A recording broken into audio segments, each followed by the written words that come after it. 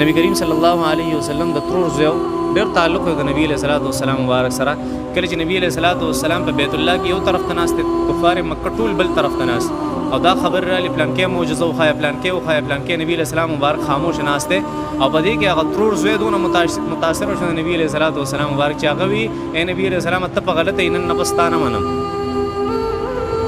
دونه په امتحان کې الله جل شانو نبی علیه الصلاۃ والسلام مبارک غرزو چې خپل خاندان والے تلاس وینځل چې بس لکه په دغه وخت کې سوچ وکړه کنه چې ستا په شابان ستا خاندان ولاړی وغم د एकदम لاس وینځي چې خپل شړا او خپل با شړو. په دغه وخت کې د انسان په زړه ستیریږي، نبی علیه السلام په زړه بسنګ ستیر شوی چې حق قرآن نازلیږي او د هغې دپاره نبی علیه السلام به وي چې زه لګیا یم او دا ټول خاندان مانه په شا شو. دا الله جل شانو صرف د یوې خبرې د ښودلو دپاره دا دونه په امتحان کې نبی علیه الصلاۃ والسلام واچو. هغه دا چې الله جل شانو ثابتوله چې زما محبوب ترین پیغمبر دی او بل طرف ته معجزه ده او دغه معجزه دا زه دې پیغمبر اختیار لا نه ورکوم. نو پیر صاحب چې ناست ستا په بټخیل شریفه کې هغه سره څنګه اختیار دی چې تا دې په خپله کمره کې په شیرګړ کې ویني. الله جل شانو شرکیات ختموي، شرکیات مخکې د شرک خبره ټوله روانه تاسو دوه درې ورځې وي. دې دپاره الله جل شانو نبي علیه الصلاۃ والسلام نه دا اختیار ولې نه ورکو چې دا معجزه ستا شو بس ستا اختیار دی څنګه چلوه دا هر څه به ستا دي څنګه کې کوه. دغه ورته ویلي وو چې لولا څنګه دی لولاک لما خلقت الافلاک. ای نبی علیه السلام که ته نه وې دا ټول کائنات په ما نه وې پیدا کړی.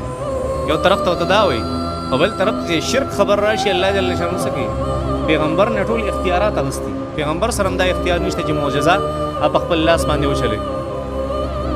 دا څه د شرک د دفع کولو دپاره، شرک د دفع کولو دپاره چې بله اوس شرکر خلک دا ونه وایي زما په مانسیره کې پیر صاحب ناست دی او هغه ما د هغه ځای نه اختیارات دي ورسره زما د کور تمام څیزونه کارونه هغه اوارئ بس برابرتیا راله جوړوي. نه نه داسې نه شي، دا ټیک نه ده.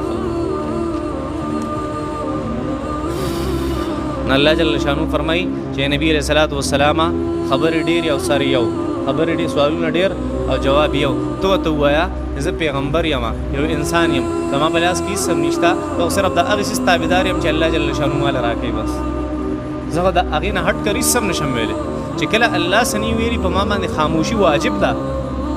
بل ورته ووایه پیغمبره انما اتبع ما یوحى الی، زه صرف د هغه څیز تابعداري کوم چې ما ته وحی شوي. د آیت مبارکه ته وکې دی واذا لم تأتهم بآیة، هر کله چې ته رانوړې دې خلکو ته پیغمبره بآیة څه شي یو معجزه، قالو دی وی لولا اجتبیتها، زه راوړه که نه لولا اجتبیتها، تا دا معجزه ولې اختیار نه کړه؟ دا مونږ چې د باندې کوم سوال وکړو دی جواب دی ولې رانه.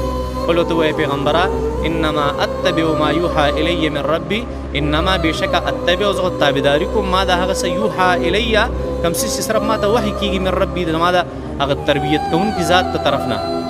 بیا الله جل شانو فرمایي او دا ورته ووایه نور معجزو باندې څه کې قرآن مجید دی تاسو ټولې عاجزه کړي دې مقابله وکړئ.